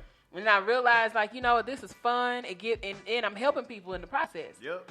So I'm like, shoot, sign me And up. you I'm can get all a for check. it. And you can get a check. You can get a check for it. You know what I'm saying? But The reality of exactly. it. Yeah, but man, the reality show, look, just let me be a personality, saying every now and then y'all come on the show and just let us interview y'all. Like that'll be awesome. Real, definitely. Yeah. You see what I do? I mean, I take this. I don't have to be in front of no camera. I can just sit over here. Yeah, cut. Okay. Right, he'll be over the cut. You know what I'm saying? Got the DJ Whatever. with 20 years experience. I hold a boom mic or whatever. Oh no, for real. Definitely. And I'm gonna tell you something. Like the best DJ, hands down. Like I had to have it when I started my show 3 years ago. I had to have him on my show because I've been so many places, heard so many DJs. This man, his library is just bar none, top notch, unmatched. Okay, and then the fact that it's like he knows what to play wherever he is. He's gonna get you right, and it's not one type of music that he plays. Like he's so versatile. That's the DJ. When I be looking for DJs, that's what I try to look for. Cause I'm like, don't just you can't trap us to death, man. You can't trap us to death, man. Just had a situation like that back in Shreveport. Lord, when I was look, I'm just saying. I'm like, dude, you got anything else in your library? And I like a DJ that know how to spin every now and then. Yeah. Some DJs just play just do some scratching and all of that good stuff. Like really make it fun. Yeah. And taking it back to that old school, like how DJing got started. I mean, I like what Tony was saying. I mean, that's kind of how I am, because I produce, and I was DJing from high school, and then NWA came out and Dre was producing. I'm like, oh, producers make the money. That's what I need to be doing. So I switched to producing. Gave all my equipment to my kinfolk, DJ Mark B, and say, he's still DJing now. Say, man, you can have it. I'm going to show you what you do. This what you do. I'm going to still DJ when I want to. Started producing, maybe I got a nice buzz doing that. But DJing came back, and now, it's the forefront. So because it's what's making me money. Right. So you get, I guess, get in the lane what's making you money. So this has to be the main focus. Now it has grown its own legs. Right. So now I'm able to walk away and just say, okay, now I can start back producing a little bit because I'm gonna get phone calls about DJing. I don't have to go search for gigs no more. So now the phone is ringing for me, and that's what so I know what you're saying. Yeah. And that's definitely gonna happen with this reality show. I think it's gonna blow up. I think that Dallas needs, a good reality show. I think they have Real Housewives of Dallas now. Or no, they do. I've never seen it, so I have no. They're Caucasians. Oh, okay. Well, yeah. So we and everything need that a show, is a reality show here in Dallas. You can tell, you be like, wait a minute, that's in Dallas, but that ain't. No, What part of Dallas are they in? The safe side. Highland Park. Yeah. Highland Park. The safe side. Uptown. I didn't say the south side. I said the safe side. The safe side. Okay, then. So they're not keeping it real. So you see more Dallas scenery in that show, Queen of the South. Then. Yeah. You probably see way more Dallas scenery in that show. And I love that show. I haven't seen it in a while, but anyway. Well, I really enjoyed our time with you. I appreciate that. You coming by. You done motivated me. Right? And real quick, so tell everybody again where they can find you, how they can connect with you with regard to the people you're looking for. So you guys can reach out via email at Tony Sartain, and that's TonySartain 77 at Yahoo. at Yahoo at gmail.com. And if you're interested as far as being a cast or submitting to the magazine, definitely just hit me up and I'll reach out. I'm pretty fast with email, so reach out if you're interested. And you can all platforms, social media platforms at my first and last name, Tony Sartain, and that's either Facebook or Instagram. I don't have a Twitter, mostly on Instagram. So if you're ever trying to reach me, you can slide in my DM, professional. You know what I'm saying? Yeah. Right. He is married. Let's not do that. Let's not do nothing crazy. I say people, I'm like, man, I'm like, people like, you get that? I'm like, I don't know, man. Man, okay, look, maybe a lot of people don't have no shame out here. I guess they don't, but I guess I guess how you put yourself out there, because I don't never have none of that junk. Man, I guess my face be, my mask be on me. I feel like when they see this is it's a more attractive. They be more attractive when they see a ring on your finger. Yeah. Sometimes I feel like that's what it is, man. It's crazy. People always want what they can have. Okay. Like money. And I want that. Needs that. No, but I can definitely have it. But anyway, but I expect great things from you. I see some wonderful things. You have that name, Tony Sartain. Like, don't that sound like some money one day? Like, that's gonna be some money. Yeah, that's gonna be a popular name. Like, gonna be a household name. I can see that happening for you. Well, I'll put it out there in the universe for you. Man, Thank you so much for having me. And man, when I come up backstage, sometimes I don't always get a chance to talk, but I may pull up backstage. Hey, yes, Tony, and already, look, I just want to be the friend. Vice versa, man. To all the people that's doing it, vice versa. Pull up on it, man. We family, yes, so we definitely, whatever y'all be having going on, let me know too. That's what I said. Yeah, man. I can't wait, because that's the thing. We're gonna have to get together on events, because I actually love putting on events. I used to put on events back in Houston, but just moving back to Dallas and not having that support, right? And then the seed money, and all of that. But I would love to collaborate with you sometime and find radio, hustle and motivate all of our shows in connection, because that's what it's about. All of us is coming together and doing it together, like great minds. Definitely, yes. So we got a little bit left for the show, and then we're gonna go ahead and wrap it up. I don't want to do the second music break. We just come on. Yeah, so I just have this little tidbit I wanted to add to the show in case y'all haven't heard. Kanye West and Dr. Dre are set to collab on his upcoming Jesus is King Part 2 album. First of all, we haven't talked about that. Let's talk about that. Have you heard Kanye's album? Yeah. The new album? Some of it. I heard maybe a song. So I like it. I like it. I actually love it. Yeah. Really? I actually love it. Okay, I got Tidal, so I had Tidal for a second. But that's another story. I don't know. 14 is killing me. It is an album to be. Yeah. It's not. People say it's one. It's gospel, but the instrumentation is just so. It's a good album. So I'm looking forward with Dr. Dre. I'm looking forward to it. I can't even imagine what this is gonna be like. Yeah, that's probably gonna be bananas. Yeah. Dre is I could just be a fly on the wall and just. That's two bad producers coming together. That's what I'm saying. Yeah. That's what I mean. Like, I just want to sit in the room. I promise you, I won't say nothing. I just want to sit here, man. I'm not gonna say nothing. Already. And in case y'all haven't heard, Ms. Lauryn Hill has just released her first single in 5 years to be featured on the Queen and Slim soundtrack. Did y'all hear about that? Man, I'm with that. You ain't give it on up for Ms. Lauryn Hill. Man, I'm with that for real. I heard some people talking about it. They say the whole album is just the soundtrack. It's crazy. Yeah. There we go. We waiting on it. But I actually was watching Lena Waithe. I saw a couple of interviews, so this was her week to do her interviews, do her rounds. And I saw her on The Breakfast Club, and I also saw her on Wendy Williams.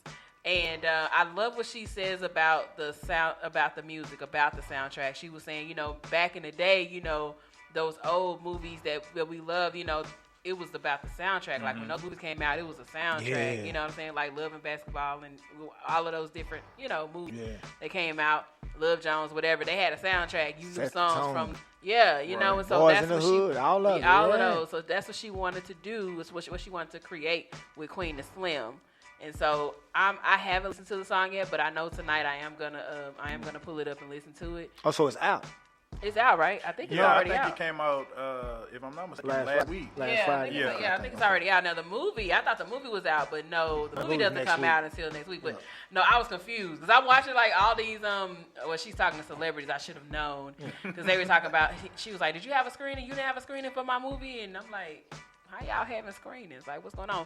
But, that was me. I had a slow moment, a blind moment. I'm like, oh, yeah, they rich. They got access, early access. Yeah. She sends them a copy of the movie before it comes out. Okay, so we're not on the level Especially yet. yeah. So, but I am planning to go see Queen I am Slim. looking forward to that movie, too. I'm very much so looking forward to that movie. All right. Shout out to Lauren Hill. I mean, I love Oh, Lauren Hill. yeah, Miss Lauren Hill, man. I can't wait to hear that. Me either, because we all been wanting her to win. Yeah, that's we I'm all just been saying, wanting man. Lauren to win. But how we know she ain't winning? She is winning. That's why. Well, I think that's why she left business, so she would be winning. Yeah, maybe, perhaps. She know this game is. She know how the game is. And she's like, I don't want no part of it no more. Because you see how a girl with her social anxiety, Summer Walker. Yeah. So okay, and then let's talk about this other person. So you got Summer. Okay, so you got Summer Walker. She's talking about she's got social anxiety, so she pretty much about to lead a business. She about to lead the industry. Yeah, she should. And I agree. if that's how you're gonna be, please lead. Because like how she was at the award show at the Soul Train Awards, she looked scared and nervous, and I just don't want to be here. And I was like, girl, go home, go. Yeah. Why is you here? If you gonna be like that, don't even come out and accept the award. Have somebody accept it on your behalf. Like telling people like, yeah, don't talk to me on social media. Like I want to get out. So It's it's hard though. It's hard. It is, but it sucks. she's young. Yeah. But it's like somebody should have prepared her for this. And that's Like why I who was was like, on her who's her team? team? Like was there no prep for this? And see, this is the thing. A lot of like labels have pretty much done away with artist development. That's something that I plan to bring back. Shout out Creative Mind Society Music Group. It's out there one day. But that's what I hope to bring back. That's what I plan to bring back is artist development. You have to develop these people to be in that scene. They gotta be ready. It's training day, baby. It's you know what I'm saying? It's not just, oh, you can sing, you can dance, you can rap, so now we're going to put you out there. It's so much that goes into it. And I really just want to get back to the days of Motown where, one, you had to have that sound, and two, you had to put that work in. Right. So, but that's what I hope to create one day. But anyway, Ari Lennox had said that she was about to leave the music industry because the Soul Train Awards, she was nominated, but she didn't win. And so. That hurt her heart. I guess it hurt her feel. She a new artist. Like, my point exactly. My brother and I was talking about that last night. My brother was like, well, how long she been out? I mean, she want it all right now, huh? Yeah, but that's the entitlement. It's like, baby, you have done phenomenally to say, you're new in this game. You're new to us. You know what I'm saying? You've done phenomenally to say that you're new to us because, one, you rocking with J. Cole. Right. Like, off the top, you doing amazing things that so many people wish they had that opportunity. Right. J. Cole discovered you, and then like your song "Shea Butter Baby," it's a great song, and you got him featured on it. Yeah. You know what I'm saying? Like, and it was nominated. It was so good. It was nominated. Like, it's levels to this, and I don't understand. I don't think she gets the levels. You know what I'm saying? Some people, it's going to take some time. It's going to take some time. J. Cole, the one that signed her, J. Cole just started really getting his just due. He's still not getting just due on the cool. Yeah, he's not really getting it like he should, but he's getting it more so than he was when he first came out. And it took him, 3 albums to get here? Yep. So 3 or 4. I mean, so I think he's up to number 4. Yeah, so it's like it takes time. So if the person that signed you had to go through that, had that process, why are you expecting a shorter one? Yeah. I don't get it. Me neither. Anyway, that was her second rant. The first one was about, she was like, if you don't support LGBTQ, then unfollow me. And I was just like, well, that's just silly because everybody ain't going to agree with you, but you can still take their money. Yeah. You can still take their likes. You can still, you know what I'm saying? You can get their support. I don't, guess what? Give me my money back. Right. Then fine, you're going to be stank and just silly, just stuck on stupid. You don't have to agree with my lifestyle and what I do, but if you if you love my music though still, in spite of the fact that you don't agree with my lifestyle, cool, thank you. That means a lot, but moving right along. Also, be on the lookout for Party Next Door. If you are a fan of Party Next Door, he appears to be releasing new music tomorrow.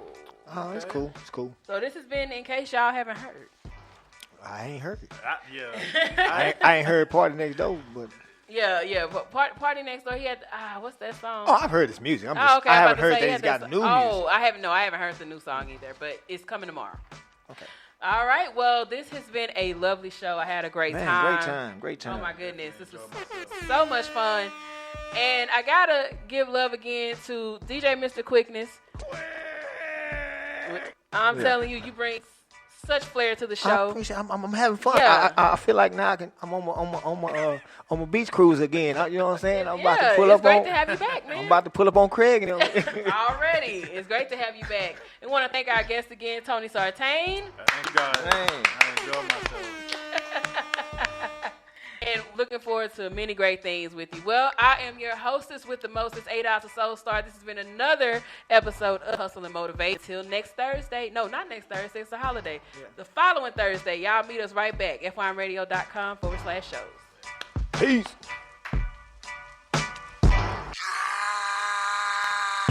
Pull up in motorcades. I got a show today. It's all I'm trying to do. Hustle and motivate. Choppers a throwaway. Hustle the overweight. That's why they follow me, huh? They think I know the way.